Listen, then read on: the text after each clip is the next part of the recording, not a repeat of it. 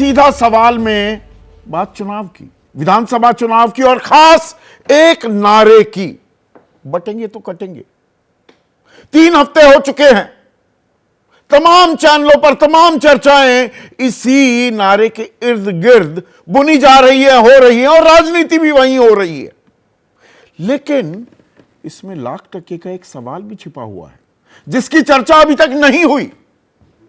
ध्रुवीकरण हो रहा है, महाराष्ट्र में चुनावी हल्ला, हिंदू मुसलमान खुल्लम खुल्ला।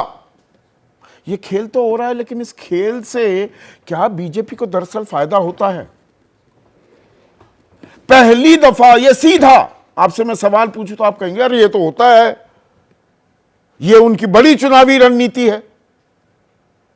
लेकिन पिछले 2-3 सालों पर अगर आप नजर डालें, और शुरुआत करते हैं 2024 के लोकसभा चुनाव से ही, उत्तर प्रदेश में खुल्लम खुल्ला हिंदू मुसलमान हुआ। 80-20 की राजनीति पुरजोर तरीके से की गई। जहां 2019 में 62 सीटें आई थी बीजेपी की, वहां वो 33 पर सिमटती दिखी। 29 सीटें कम, अयोध्या की सीट भी हार गई, जहां 22 जनवरी को गाजे बाजे के साथ प्राण प्रतिष्ठा हुई थी। पिछले साल मई में चलते हैं 2023, कर्नाटक में बजरंग बली के इर्द गिर्द पूरा ताना बाना, पूरी चुनावी रणनीति रची गई। क्या हुआ? बीजेपी 66 सीटों पर सिमट गई और कांग्रेस 135 सीटें लेने में कामयाब हुई। दुगनी से ज्यादा सीटें आई कांग्रेस की।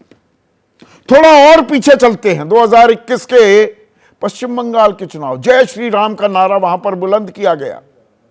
दुर्गा मां ज्यादा पूजी जाती हैं, यह भी देश की एक खूबसूरती है। अलग अलग इलाकों में अलग अलग भगवान वो ज्यादा अहम माने जाते हैं। 200 पार का नारा, मीडिया भी बोला अरे कमाल करने वाली है बीजेपी। 77 सीट आई और लगभग 3 गुना सीट ममता बनर्जी लेने में कामयाब रही, 215 सीटें। तो ये नारा जिसे सबसे पहले दिया योगी आदित्यनाथ ने, प्रधानमंत्री मोदी ने भी सुर में सुर मिलाए, और सरसंघचालक ने भी। बाद में प्रधानमंत्री मोदी ने थोड़ा नुआंस वो लेकर आए, और वो एक है तो सेफ है, एक है तो नेक है। योगी आदित्यनाथ ने कह दिया था बटेंगे तो कटेंगे के साथ 26 अगस्त को, लेकिन 31 अक्टूबर को प्रधानमंत्री ने कहा एक है तो सेफ है। लेकिन घटक भी कह रहे हैं कि हम अनसेफ महसूस कर रहे हैं। तो इस नारे पर इतना जोर क्यों, और इसके मायने क्या होंगे? अगर महायुति जीतती है तो योगी आदित्यनाथ का करियर बम बम है क्या? और हार हो जाती है तो ठीक रहा, किस पर फूटेगा?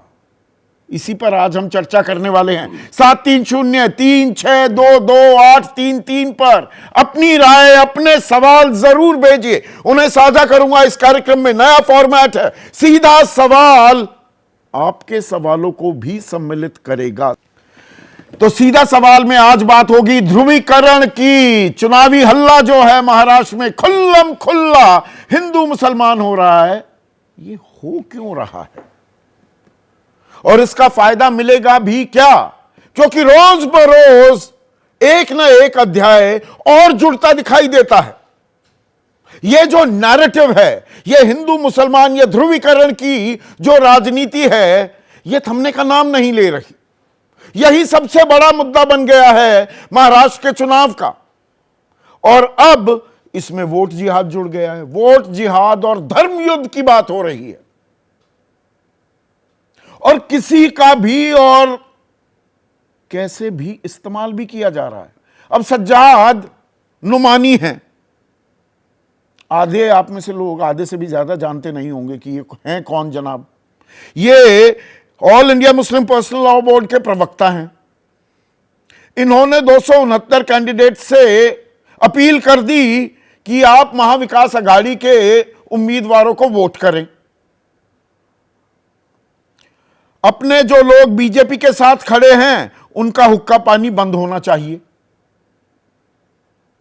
अब बीजेपी तो लपक लिया है इस मुद्दे को, और लपकेगी भी, क्यों ना लपके, कि ये देखिए ये मुसलमानों की लामबंदी हो रही है, हिंदुओं की लामबंदी कर लो, वो धर्मयुद्ध नहीं है।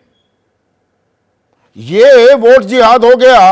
अब धर्म युद्ध की बात करने लगे देवेंद्र फडणवीस कि वोट जिहाद ने हमें 14 सीटों पर हरवा दिया था लोकसभा चुनाव में, जहां महाविकास आघाड़ी को 30 सीटें मिली और 18 सीटें मिली महायुति को। बाद में नुमानी सफाई भी दे रहे हैं कि ये तो जी आरोप गलत लगा दिए, बहुत से उम्मीदवारों से हमें मिलने का मौका मिला, ये अपील सरासर झूठ है वगैरह वगैरह वगैरह। पर दरअसल अब वोट जिहाद भी आ गया और धर्म युद्ध की बात भी आ गई। पर इसमें एक और समानांतर धारा अब बहती दिख रही है। बीजेपी पीछे हटने को तैयार नहीं है और इसमें क्रोनोलॉजी भी समझिए। 26 अगस्त को योगी आदित्यनाथ ने सबसे पहले यह बात कही थी, बटेंगे तो कटेंगे, एक रहेंगे तो नेक रहेंगे। फिर जैसा मैंने आपको बताया, प्रधानमंत्री मोदी ने भी यही बात 5 अक्टूबर को दोहराई कि हम बट गए तो हमें बांटने वाले जश्न मनाएंगे। और 6 अक्टूबर को मोहन भागवत सरसंघचालक बोले, भाषाई, जातीय और क्षेत्रीय विवादों को मिटाकर हिंदू समाज को अपनी सुरक्षा के लिए एकजुट होना होगा। यानी कि सीधे सीधे हिंदू मुस्लिम ये हो रहा था। और योगी आदित्यनाथ के सुर में सुर प्रधानमंत्री मोदी मिला रहे हैं, सरसंघ चालक मिला रहे हैं। लेकिन 31 अक्टूबर को प्रधानमंत्री मोदी ने एक हल्का सा नुआंस ऐड कर दिया। वो बोले, अगर कोई कहता है कि एक हैं तो सेफ हैं, तो कुछ लोग इसे गलत बताते हैं। अब प्रधानमंत्री कटेंगे तो बटेंगे, ये जो बटेंगे तो कटेंगे, थोड़ी भाषा आक्रामक है। उससे हटकर एक हैं तो सेफ हैं, एक हैं तो नेक हैं, योगी आदित्यनाथ ने भी कहा था। और बीजेपी के बहुत से नेताओं के लिए यह अपने आप में एक धर्म संकट भी हो गया। धर्म युद्ध की बात हो रही है कि प्रधानमंत्री की ही बात कहें कि योगी आदित्यनाथ की कहें, क्योंकि योगी आदित्यनाथ की बात को लेकर सबसे पहले अजित पवार ने ऐतराज दर्ज कराया। मैं ही इंटरव्यू कर रहा था उनका, उन्होंने कहा कि ये हमारा संस्कार नहीं है, ये हमारी परंपरा नहीं है। उनकी अपनी दिक्कत है। महाराष्ट्र में मराठा, दलित और मुसलमान वोट बैंक, यह उनका पारंपरिक वोट बैंक रहा है। भाई एनसीपी का ही हिस्सा थे ना, अब वो दो फाड़ हो गई, असल हो गई, वो अपनी जगह है, पर वो वोट तो चाहिए। और बीजेपी के ऐतराज के बावजूद नवाब मलिक को चुनावी मैदान में उतार दिया, उनके लिए प्रचार भी कर रहे हैं। पर अजित पवार तक तो बात फिर भी समझ में आ जाए। अब एकनाथ शिंदे भी कह रहे हैं महाराष्ट्र में इस तरह की सियासत नहीं हो सकती।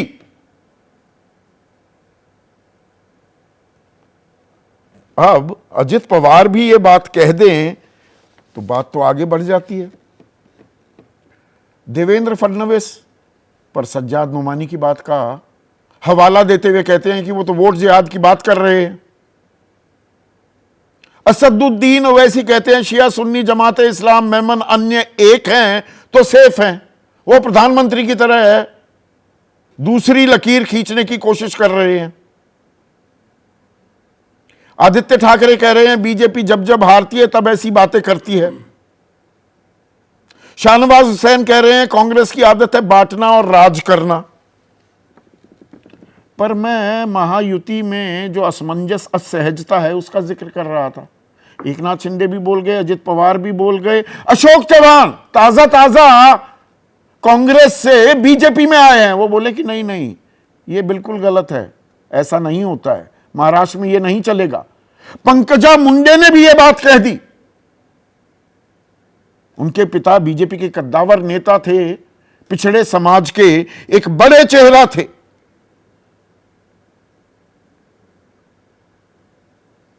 तो ये बात कहां जाकर थमेगी? और 23 तारीख को जो नतीजे आने वाले हैं वो आगे की राजनीति भी तय करेगी। और इस नारे की बिना पर राजनीति तय होगी क्या? नारा दिया है योगी आदित्यनाथ ने, अगर महायुति सरकार बना लेती है तो योगी आदित्यनाथ, अभी उनकी कुर्सी पर ही संकट है उत्तर प्रदेश में, वो संकट भी दूर हो जाएगा, बादल भी छट जाएंगे और 2029 के लिए, लोकसभा के लिए प्रधानमंत्री पद की उम्मीदवारी का रास्ता भी साफ हो जाएगा क्या? या हार गए तो सारा ठीकरा योगी आदित्यनाथ पर फूट जाएगा। इसमें एक और पेंच आया है। सनातनियों की, हिंदू धर्म की बात तो हो रही है, बटेंगे तो कटेंगे ये कहा जा रहा है, लेकिन देवेंद्र फडणवीस कि भाई बीजेपी को जिताओ, देवेंद्र फडणवीस को जिताओ, यानी कि चेहरा बना दिया। और किसने? अमित शाह ने। तो ये मराठा नॉन मराठा कार्ड भी खेल दिया साथ साथ में। तो हिंदू धर्म की लामबंदी, हिंदुओं की एकजुटता भी की जा रही है और जाति वाला कार्ड भी इंट्रोड्यूस हो गया। और मुसलमानों के लिए, मदरसों में शिक्षकों के लिए 6,000 से 16,000, 8,000 से 18,000 पगार भी कर दी जाती है। तो इस राजनीति में दरअसल फायदा किसका होगा? और नतीजे किसी भी वजह से तय हों, पर दरअसल बिना वो नींव इसी नारे को बनाया जाएगा क्या? ऐसे में आज का सीधा सवाल, महाराष्ट्र का चुनावी हल्ला हिंदू मुस्लिम खुल्लम खुल्ला और ध्रुवीकरण तय करेगा हार जीत का समीकरण। चर्चा में मेरे साथ देश के सबसे बड़े चुनावी विश्लेषक संजय कुमार, केजी सुरेश हैं, संघ से जुड़े हुए हैं, पत्रकार भी हैं, राजनीतिक विश्लेषक भी हैं। पंकज शर्मा राजनीतिक विश्लेषक हैं, लंबे समय तक कांग्रेस से भी जुड़े रहे। जाने माने राजनीतिक विश्लेषक अभय दुबे मेरे साथ चर्चा में जुड़ चुके हैं। और स्टूडियो में मेरे साथ वरिष्ठ पत्रकार विजय त्रिवेदी और युवा पत्रकार पर तजुर्बा अच्छा खासा है आदेश रावल भी जुड़ गए हैं। लेकिन